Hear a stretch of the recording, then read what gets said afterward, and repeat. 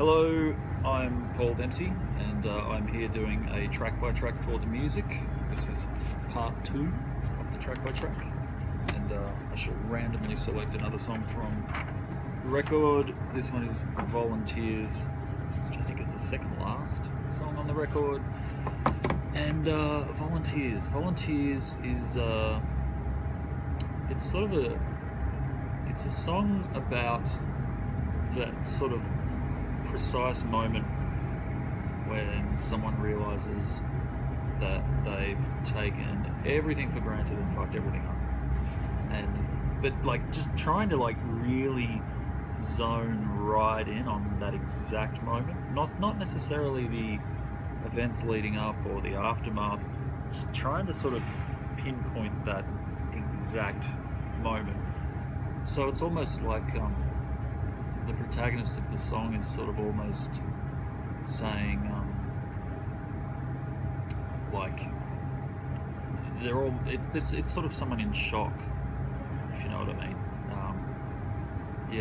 The sort of protagonist of the song is sort of just in shock because they still are not even sure that whatever just happened. But it's funnier than that. Okay, next song is Lifetime Supply, and Lifetime Supply, I think it's quite a different song for me. It's probably one that feels different to the rest of the album, and it's quite sort of moody. It's not structured in any sort of regular song structure kind of way. Lifetime supply, it's such a funny term. You hear it all the time. You win a lifetime supply of this or that or whatever. It's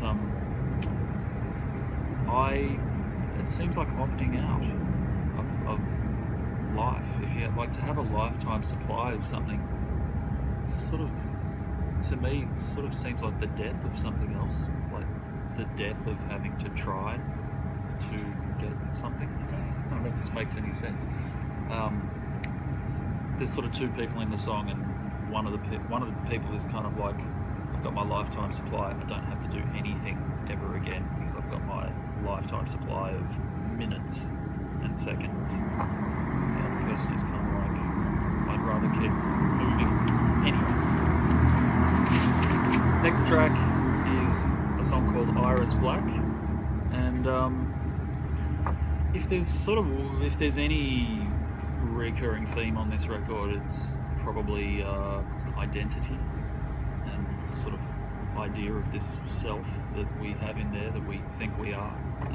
And Iris Black is sort of a song about an elderly woman for whom that sense of self and that sense of identity is just kind of drifting away in a sort of dementia kind of fashion.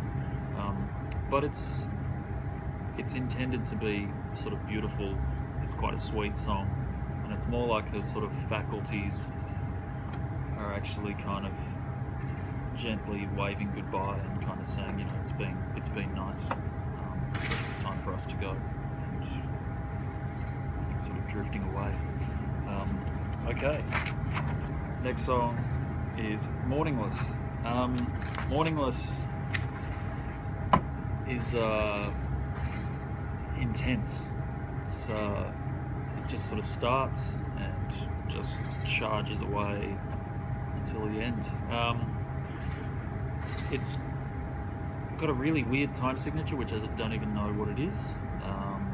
But yeah, it's a real. It's just an intense song.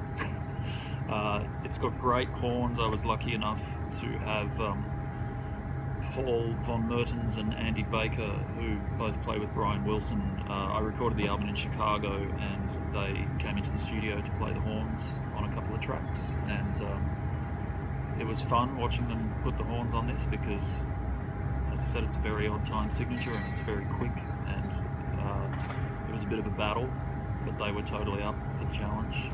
By the time Paul finished playing the saxophone on this, his mouth was bleeding, so it was most impressive.